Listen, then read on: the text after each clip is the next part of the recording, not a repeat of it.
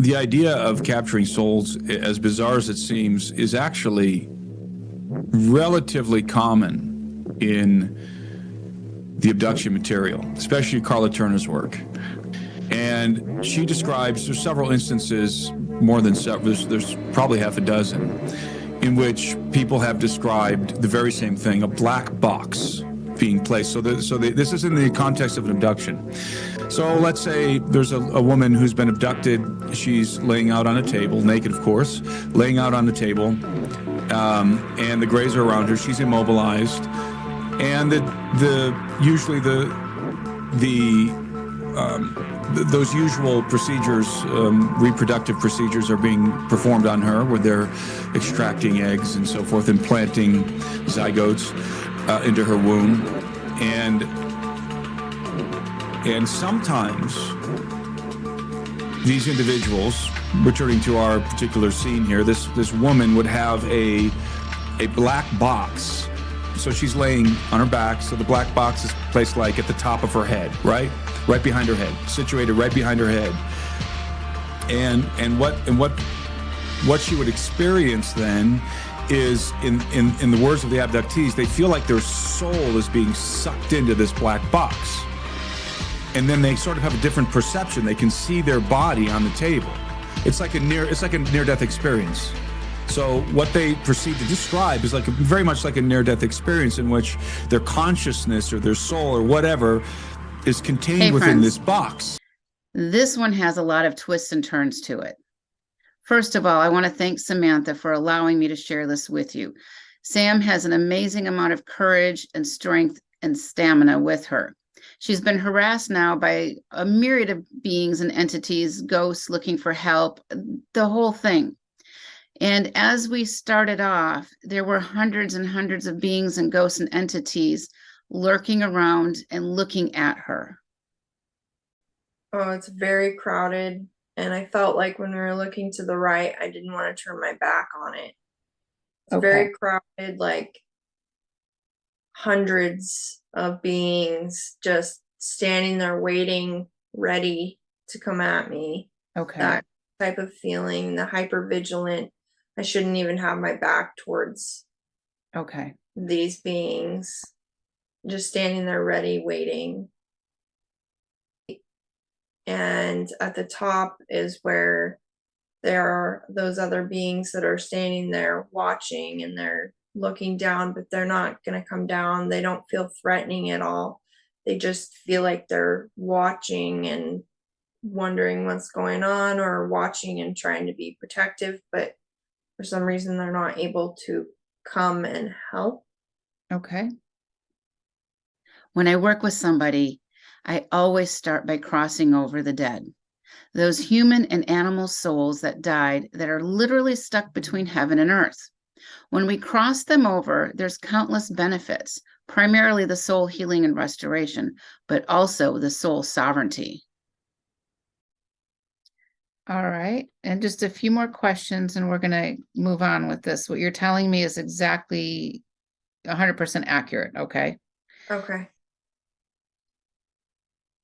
All right. So the first thing we're going to do, this is the first layer of clearing. Okay. I'm going to send out this message out loud. You're going to do it mentally because they can hear also, right? Mental. Yeah. Yes. All right. All right. We're going to step back and just observe. Okay. And what are you seeing or sensing happening? I'm sensing 4 people that walked inside of it and are kind of looking around at things. All right. I don't get any faces, just the sense that they're there. Okay. Ask them, and you can say it out loud or mentally, are they feeling warmer? I got a resounding yes. Okay, great. Well, the first thing we're doing is we're helping the ghost souls. A ghost is simply a soul who's stuck between dimensions. You've got a lot of activity around you, a lot of bright light around you that the dark side's trying to dampen. Yes. And it becomes a it's like you're like a bug zapper, so to speak. You're not Yeah. zapping things, but I like to say a lighthouse. you're a bright light, right, for these ghostly Yeah. souls. So all of those, there was a ton of them along the riverbanks. I want them all to come in, and they're starting to do that. As you're looking at the circle now, how is it doing? It's starting to fill up. Yeah. Do you get the sense that it's male or female or both? It's both. There's a huge mixture of people. Yeah, I get the same thing. There's not a consistent age either. It's like the gamut. No, it's everything, everybody. That's what I'm seeing too. Do you get any sense of like a specific era or time frame, or do you feel like it's a little bit of everything?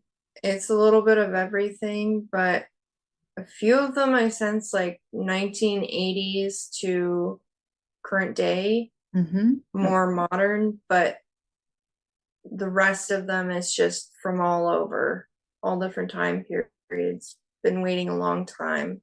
Yeah, they have been. I'm going to make the request. Is there anybody here who can speak to us to help us understand what's happening so we can better help? I got Samantha and like trapped. They've been trapped for a long time. And do they know who's trapped them? either their circumstances in death or the bad things is what they said. The bad beings have trapped them and have been sucking dry. These souls have been soul napped. Mm-hmm. It's not any different than being kidnapped. It's on a soul level. Ghost energies travel at the speed of thought. This guy was not a friend of Sam, but they had a distant connection. And when somebody dies from an overdose, they tend not to realize that they've died, and this causes a problem. And these souls are still looking for that same fix in death that they were looking for in life. And many times they will find another living addict and superimpose themselves over the living addict so that they continue gaining those same highs from the drugs that they died from. This is one reason that breaking an addiction cycle is so difficult for the living. This is a hugely spiritual construct that many people don't understand. All right. Do they know what their relationship is to Samantha? There's only one person I sense that has a relationship with me. The rest, they just found me. Okay. And he died a few weeks ago, and I don't recall meeting him in person, but I knew him and his family in life, and he died a few weeks ago, about a month ago. Was he a friend of yours or? No, he was using drugs, and his girlfriend at the time was named Samantha, so he would call me on Facebook Messenger because he was high and couldn't distinguish. Got it. Which was who? Yeah. Yeah. All right. So a person who dies an addict, usually they never cross over because they don't know they died. Yeah, he overdosed. Yeah. They missed that memo that they slipped out of their body is usually what happened. Okay. He's standing there, I can see him, and he's waving at me in the middle of all these people, like, hey, look. And there's kind of like a spotlight on him as well. I normally don't see features or anything, but I can see his face clearly. Okay. And let's ask him this, does he have any information for us? Okay. He's just asking, I'm dead? Yeah. He just keeps saying, I'm dead? This can't be it. I'm dead? Just give me a second. Yeah, we're just gonna tell him, yep. I just got harmful. He realized he's dead. I told him his situation. how long it's been and what's going on. And I just got harmful, and I told him he was safe now and that I'm still alive, but I have these abilities, and that's why we're able to Yeah. communicate. Perfect. He was in death. Was he being chased by beings? I sensed it over the Yeah. phone. Okay. Before, like a year before he died, I could sense him over the phone. There's 3 or 4 just surrounding him. There's another layer that we need to work through. While I'm grateful to have helped this soul, there's something else happening here, and I can feel it and sense it. I know that there's one ghost here who can help us get to the next level, the next layer. And then Elizabeth presents herself to us. I need the help of a soul who's been here for a long, long, long time. Are you picking up anybody in the crowd? Can't see their face, but I was immediately drawn to the far left, almost the edge. Yeah. Okay. People. Does it feel male or female to you? Feels female. Okay. And let's ask her. We have some questions. Can we ask her some questions? Or does she feel too afraid? No, she wants to help. She's scared, but she knows that she's safe right now and that I have the best intentions. Okay. She gave me her name as well. What's her name? Elizabeth. Elizabeth. Okay, Elizabeth. Bringing in a team of angels is going to help raise the frequency of the ghostly souls. But I also, when I call in the angels or any other high level beings, I never blindly trust who they say they are. I always test them. I always vet them, sometimes more than once, because the dark side does not want us to gain access. Can we bring you a pair of angels, Elizabeth? She's scared. She doesn't know what that means. Okay. I'm going to bring in teams of angels off to the left side. Okay. They're standing in rank and file. There's a lot of them. And I'm going to vet them. I never trust that my team is who they say they are. So, and you can do this too. Okay. There's a few ways to vet them to make sure they are who they say they are. One is you can visualize yourself pouring salt all over them. The shapeshifters in the lower realms and those things can't handle the frequency of salt. Salt cleanses in all dimensions. So we're just going to pour a layer of salt all over these beings, these angels. Okay. And I am seeing a few of them just like disappear. Yep. So am I. Especially near her. Yep, absolutely. They're like, so yes. What we're doing is we're raising their frequency so we can cross them over properly. Okay. A lot of them have been tethered to dark entities, which means that you can clean and clear a property, but they may not be able to leave because they're anchored there by the dark side. And that's why I never like banish or kill or whatever, because you're going to hit something that's not the intended target. Yes. Okay. And the ghost souls, when we leave our physical body, our time here is done. But if they're a prisoner, then they may not be able to leave easily. So to kill them off doesn't do well for any of us, right? No, never. At the end of the day, there's somebody's loved one. Okay. They're human beings still. Yeah. Yep.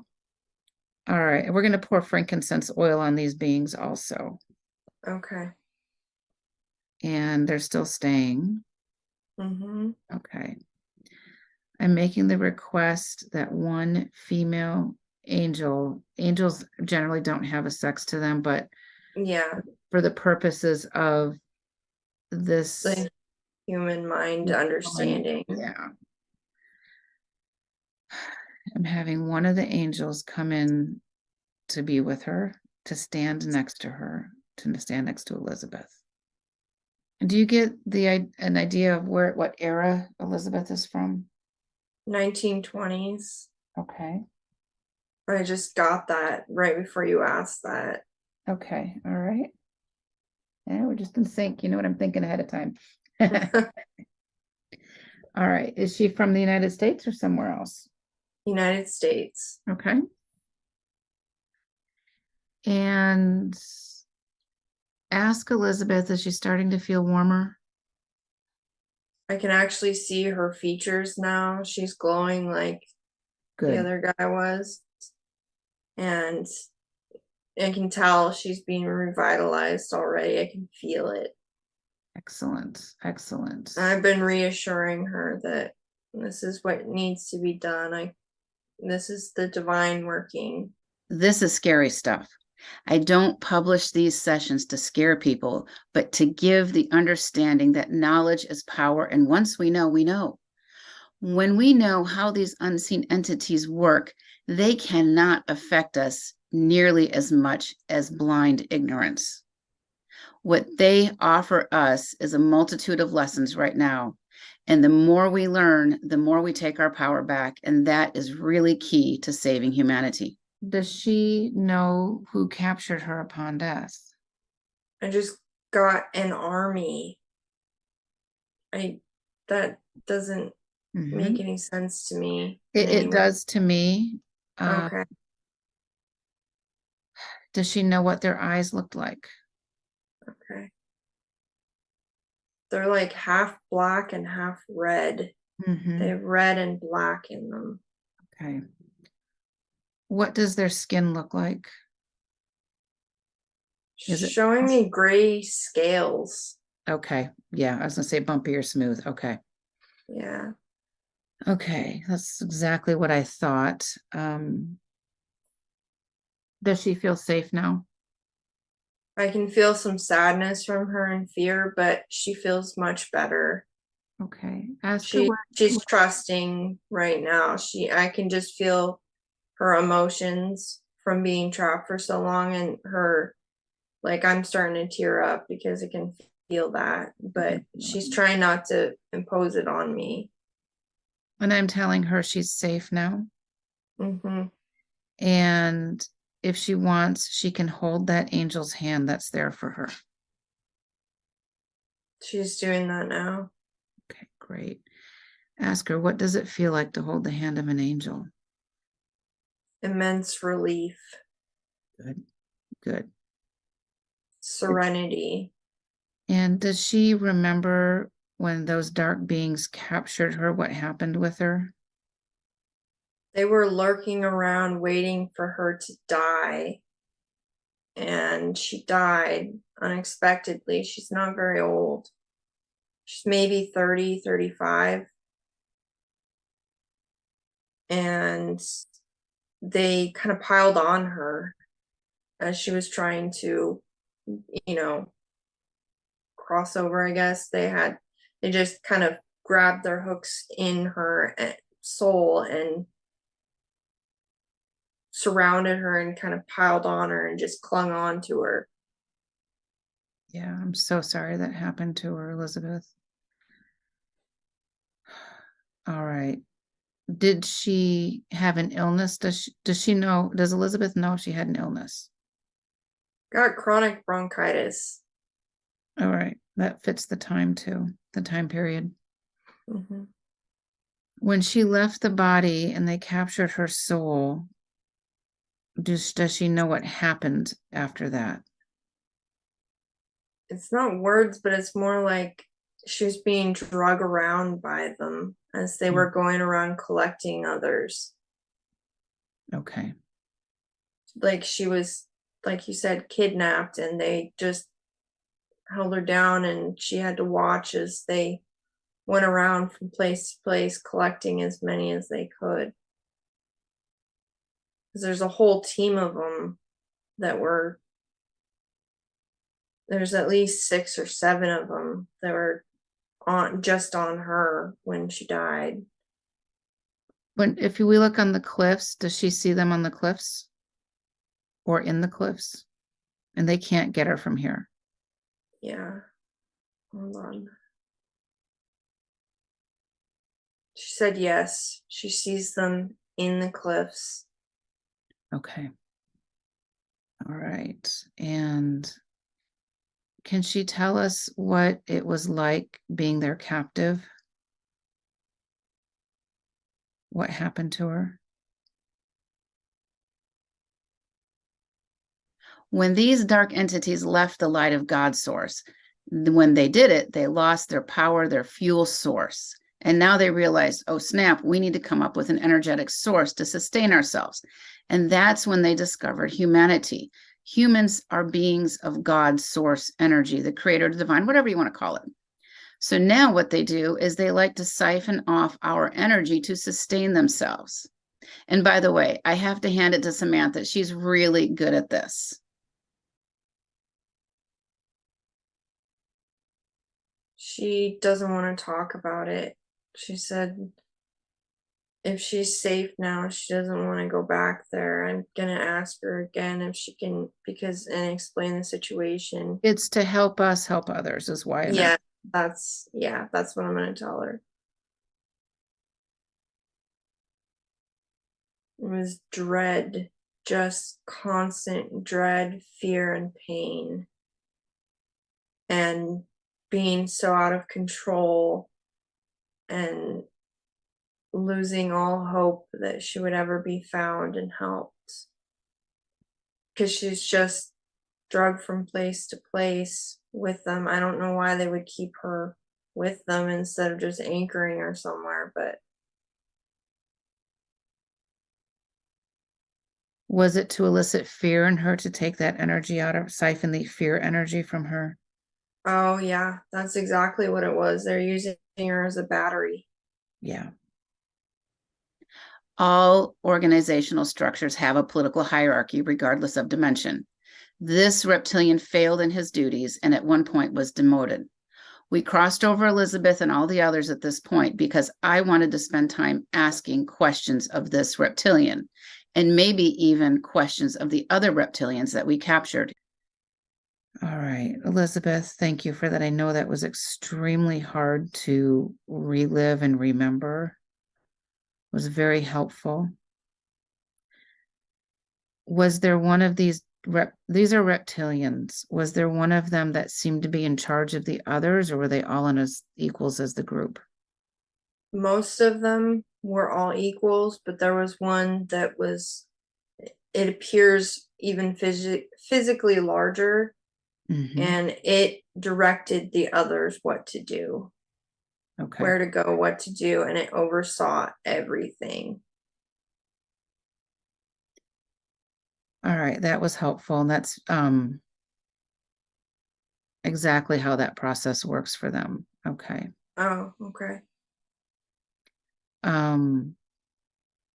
So there's usually about 6 or 7 of them that are low level, like the harasser beings. Yeah. And they take their orders from the one guy there, but he also has a team of bosses that are above him. Yep. Okay. And Elizabeth, thank you for this information. Are you ready to go home? That was a scream of yes, please. All right. I'm asking for this angel to take Elizabeth to the appropriate realm of the heaven right now. And just let me know when you sense that she's gone. Yeah, she's gone now. She's fading. It feels like she's fading. That's usually, they either fade or they shoot straight up. She's fading. Yeah. She's just going up to the next dimension. Mm-hmm. All right. We're going to have these teams of angels that are at the ready to start crossing over the souls. There's a lot of them here. There's soul pieces, soul fragments, and entire souls here. With the help of my soul tribe, we're able to create a containment field, so to speak, to collect these bad guys. This is when I begin my Q&A work. And when we're done, I always hand them off to the light side to process them. I will never bind, bury, or cast them away because that is spiritually irresponsible. It's an irresponsible action because then those dark beings can eventually break free and wreak havoc on us or others down the road. All right, but what I'm going to do next, I'm creating a large containment field, and I'm going to mute and pause you for just a moment, and I'm going to pulse this whole area, and we're going to remove the dark beings. Okay. Okay. And this is all getting pulled up into that giant containment field right now. And let's just observe what's happening from our point of view with that big containment field. You get an impression of what types of beings are in there? For me, there's immediately the low level bothering ones, just straight in. And there's a lot of those, just little round black balls of energy.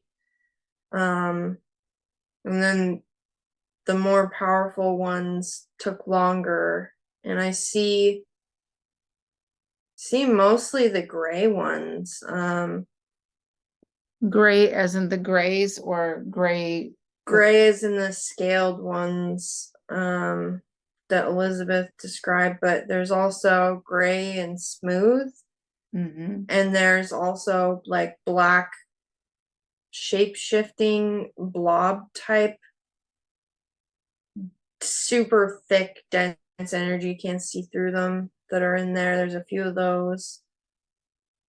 Okay. And are they still coming in?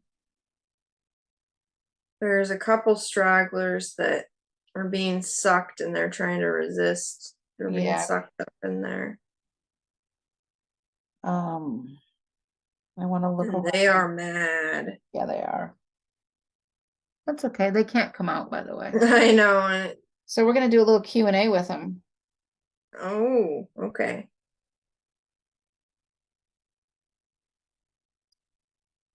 So we have physical bodies, which means that technically this is our domain, our space, right? But the unseen beings capitalize on the fact that most people can't see them. Yes. And they extract our energies. They like to torture and torment us and all that good stuff. So we have them in this containment field. And I'm telling them right now, we have questions and we want answers. If they emanate out at me, I will do the same in return. Do they understand? In the first part of it, they're screaming no, and I'm gonna cuss, fuck no, fuck you. And then as you went on, they're started to understand, and there's two that are not in compliance. They're higher level, and they're just like, no, you have no authority over us. All right, I am going to create another containment field. I'm placing it on the ground in front of us, outside of our space. I'm bringing in a team of spiritual police to yank one of the higher level beings out and stick him into that new containment field by himself. Right now. I always ask questions. I want to know how they work. I study them just like a doctor studies bacteria and viruses. I need to know their processes and methodologies. I need to know how they get access to us. And I need to know what we can do to break free, because this is about saving the soul sovereignty of humanity. I also know at this point he seems to get weaker and he cannot hide his thoughts from us. This next section is full of valuable information on how to retain and grow soul sovereignty.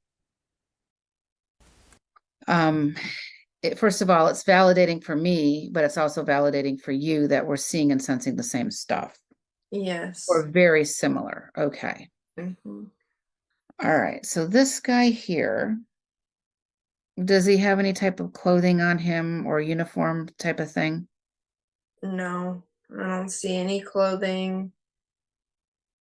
Okay. Wait, there might be an armband, a black armband, but Okay. I don't see any markings on it. It just looks like a piece of like what the Nazis would wear, but no markings on it. It's Yeah. just black. Interesting you said that because the reptilians are responsible for World War II That makes sense then. and one. They utilized that war energy to capitalize on the human suffering. So Yes. he's been around for a while, is what it tells me. Mm-hmm. Let's ask him, was he around for World War II? He's trying to deflect and like push my energy away, but I can tell yes. Mm-hmm. Was he surprised that he got captured today? He's saying you haven't done anything yet. Okay. Does he know who I am? Yes. If I haven't done anything yet, then why hasn't he escaped? That just made him really mad. Mm-hmm. He can have a temper tantrum. I'm fine with that. Mm-hmm. So I'm telling him right now, you can escape. Go ahead, try it. He's starting to realize the gravity of the situation he's in. Ask him this question. What does it feel like to be captured by two human women? He just shrieked, like screamed. I heard that. It's like a roar shriek thing. I heard Yeah. that. All right. Sometimes I gotta be a jerk. Yeah. Yeah. Sorry. Okay. Did he work on the front lines of World War II? I got an immediate yes. All right. Was he in charge of Elizabeth? He's not wanting to tell me, but I'm getting a yes. I suspect he is. And did he get demoted? Yes. Okay. Being responsible for a handful of humans is a demotion to this species. Mm-hmm. Okay. What I want to know from him, what makes access to the human mind and the human soul easier for their species? Mental illness, physical illness and weakness, cognitive impairments, and people who are born or are become sociopathic, psychopathic, narcissistic, egotistical, all of that. Yeah. Especially those personality types and traits. Anybody who's very self-serving, but the good souls that get trapped, a lot of times it's suffering, pain, and grief, whether there's mental illness with it or not, or just physical illness with it, or maybe it's just grief from losing a child or a loved one or a limb, even something. Do they reincarnate humans from their dimension? Yes. When they do that, can the human break free from them? I'm getting a yes, but it's like it's not a strong yes. It's very difficult. Yes, but it's difficult. Yeah. Is that Yeah. fair? Mm-hmm. What do humans do to make access to their soul difficult or impossible? I'm not getting anything. Let me try Ask again. him. Does he not want to share that? He just said, fuck you. But we're so impressed with his great abilities. We're just curious. What makes it difficult for them to access a human soul? Resiliency and finding the light within themselves, a person finding the light when they feel like they have none,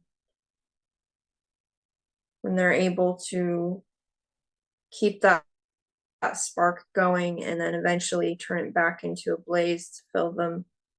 I don't know how to explain it. It's like, instead of extinguishing it completely and feeling like you're dead inside or dying inside, they keep a tiny little spark that they're able to turn into a flame. Then they're eventually able to engulf their spiritual body with it, and it keeps them from being able to attach as easily. It's harder. It kind of, I'm seeing it as flames, and it's like them trying to touch and put their hooks, so to speak, in, and it burns them. Takes the higher up ones to be able to do that. Okay. Mm. So that's good information. These flames are like frequency fields. Is that accurate? Yes.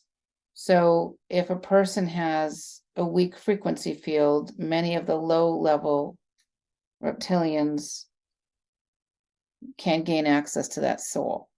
Yes. If the person's flame frequency is high, it takes a higher level reptilian to match it. Yes, very much so. All right. Are they losing their power, the reptilians? He's saying no, but I'm getting doubt in there. Okay. There's doubt. He's kind of bluffing there, I can tell. His bosses, was he once at the same level of his current bosses? Yes. Okay. I'm going to ask him this question. Did they know I was coming today? Yes. And that's why, even more than usual, we're there. And they had higher ups, not higher ups, but his level. They're looking over and making sure that their minions would do the job, so to speak, and they couldn't. Were they surprised that you had the strength and fortitude to continue with our meeting today? Yes, they're extremely surprised. Were they And trying to make you sick, like you couldn't function today? yes. Okay. Probably over the past several days, I'm assuming. Yeah, they haven't been able to, though. They've been trying.